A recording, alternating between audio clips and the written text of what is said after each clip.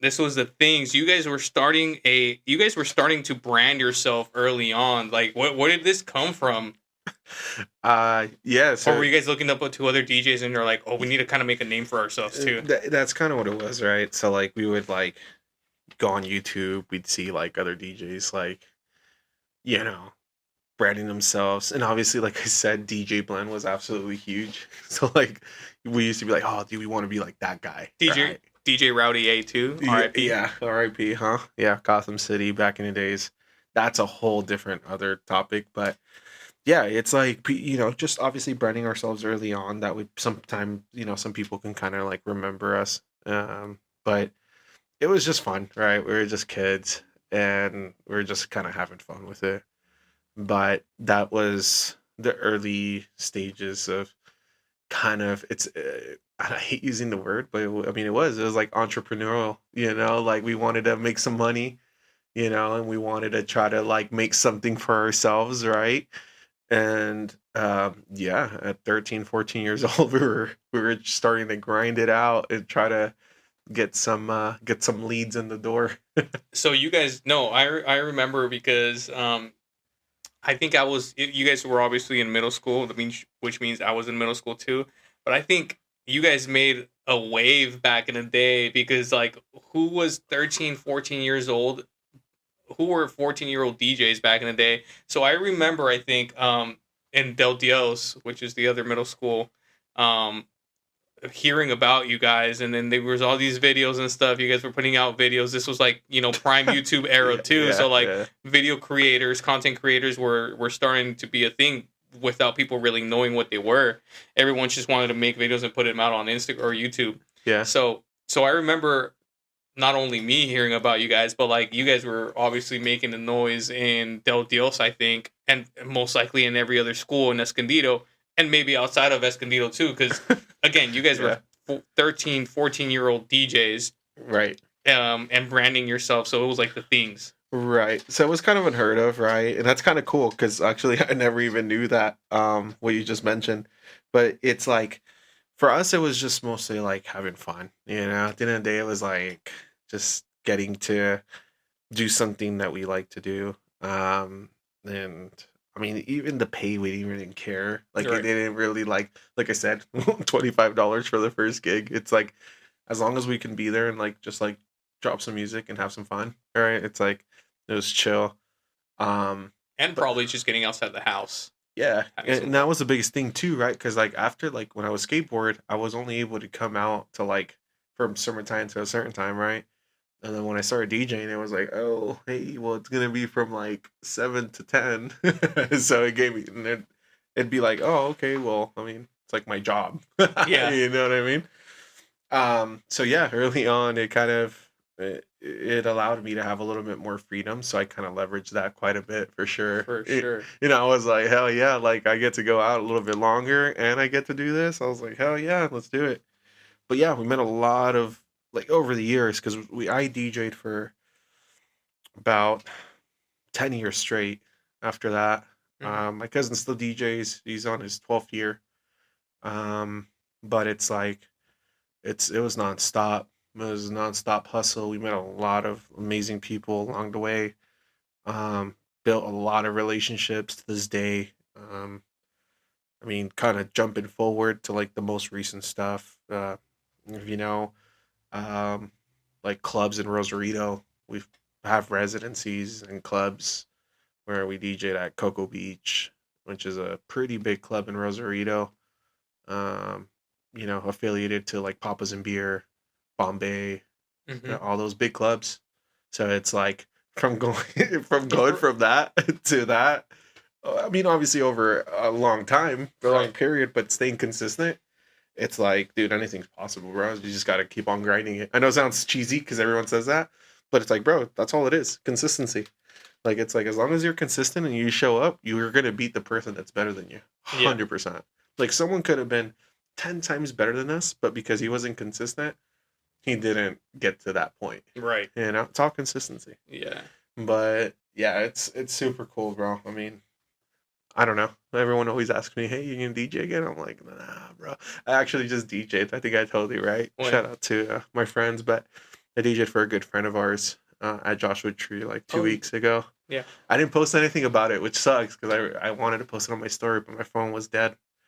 Um, but I just DJed there like 2 weeks ago, and it was like so much fun. I was super rusty, like it was like bad, but I was like, hey, you know what? Like it was fun. It brings me back to like those days.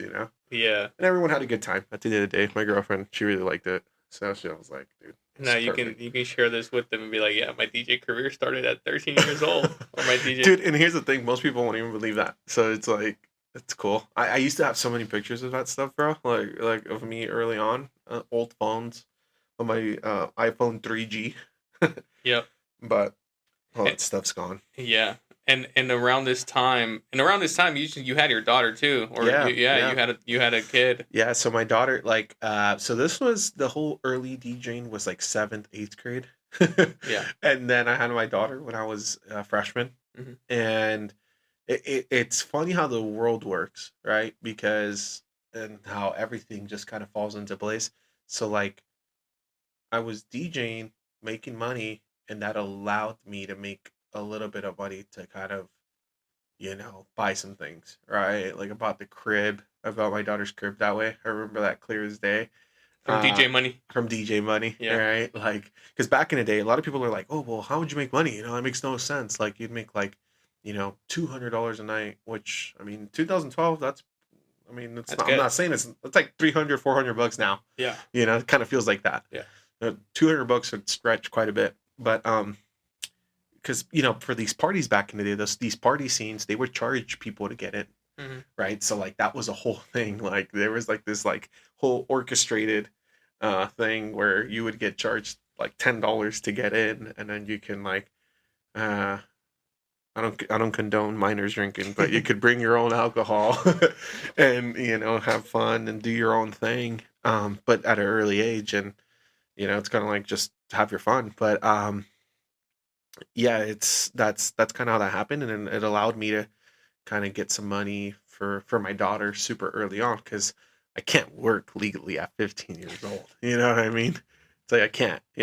My very first job was at 17, Uh-huh. so it's like it took me a while, still 2 years that I met really good friends throughout that time that allowed me to have a lot more gigs, and actually kind of became like mine and my cousin's management super early on.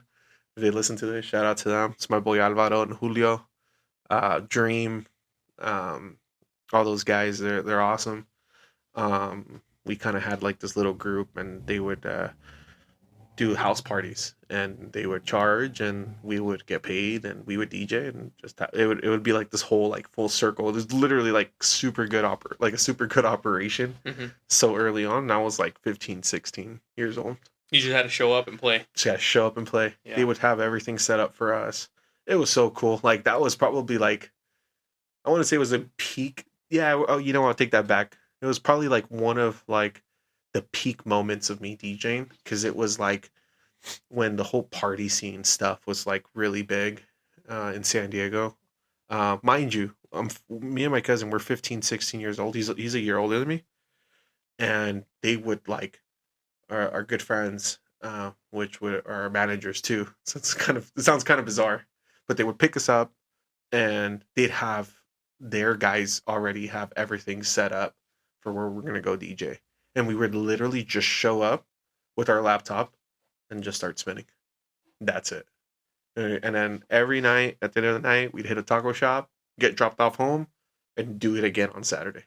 Yeah. So that was my job. Like that was literally my job. And then throughout the week, I'd go to school.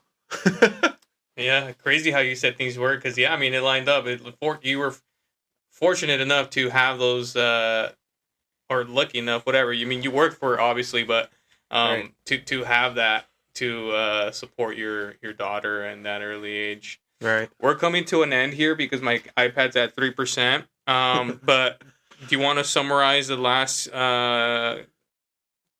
years, I Yeah. guess, No, or yeah, for sure. I mean, to just sum it all up, like honestly, I feel like even going back to like a little bit more of like my roots, right? I think that everything's kind of led me to be to who I am today, from like I thought about it and I was like, hey, you know, like my grandmother didn't really take shit from anyone. She figured it out. She made it happen. Like eh, that's what happened with her. My grandma didn't really take anything from anyone. She figured it out. She just made it happen, and she just jumped into, you know, being able to provide for her family and figure it out.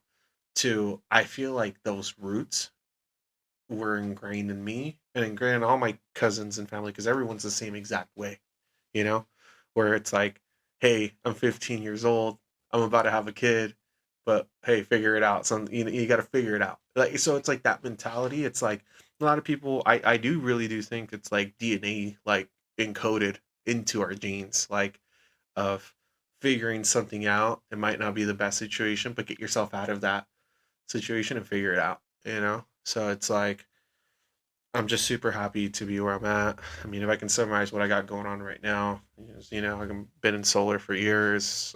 I've been more on like this like entrepreneurial, um, you know, journey of you know starting businesses and doing a couple other things. But that's a whole different topic for some other time. But yeah, I mean, it's definitely like I said, it's definitely ingrained in me uh, the characteristics that the women in my family um, have have you know the challenges as they've gone through. It's been ingrained in me on how to like you know take care of these challenges. You know, Yeah. I mean it's kind of hard to you know to really break down, but I mean at least that's how I feel. No, it makes sense. You It know, makes sense how you explain it, Dave. but yeah, dude. I mean that's pretty much it. I mean I'm super happy that you got me on here, bro. Yeah, man. No, Especially since we go way back, you know. yeah, I'm excited. I mean, we probably go as way back as to like when you moved here. I mean, no, not Yeah. since you were 11, but we met when we were. I was 14. You were probably 15 because you're older than me. Yeah. I'm always the youngest ones out of a friend group, but again, man, no, thank you for coming on and sharing your story. I mean, we missed out on a lot. Not missed out, but there's a lot more that we can talk about Oh too, yeah, like dude. detail. That's Yeah. why these podcasts could go over for 2 hours. But unfortunately, my iPad is about to die. But again, man, thank you. 100%, People, bro. where can people find you if they want to, be your friend, if they want to get to know what you do and follow your journey? Oh yeah, 100%. So if I ever decide to be a DJ gang, you'll be able to see it on there. But no, it's very minimal. Is my Instagram. It's my Instagram username. And that's across the board for everything. But yeah, Instagram is the one that I'm normally just kind of tapped in with, and I just kind of talk to friends on there, and you know, get And along with people. and that's VERY Yeah, VERYMIN MAL. MAL. Yeah. Yeah. So again, this is Gansa, very minimal. Sure. Eduardo Zamora, Yes, Lalo, very good dear friend of mine again, and thank you, man, for coming on to the podcast and sharing this. We'll get Appreciate it, this bro. out. We'll get this out to everyone here shortly. And yeah, look forward to more, man. Look forward to what you got going on in the future. Thanks, bro. Of course, Hell yeah. guys. This is the Lineage Legacy podcast again, and y'all have a good day.